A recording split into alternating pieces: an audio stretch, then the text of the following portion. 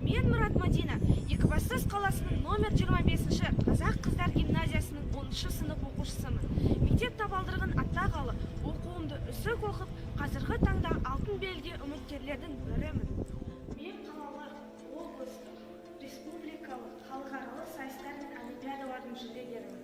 Жаратылыстану математика бағытында өткен 9-шы облыстық жасөспірімдер олимпиадасында құрмет грамотасымен марапатталып үздік нәтиже көрсеттім.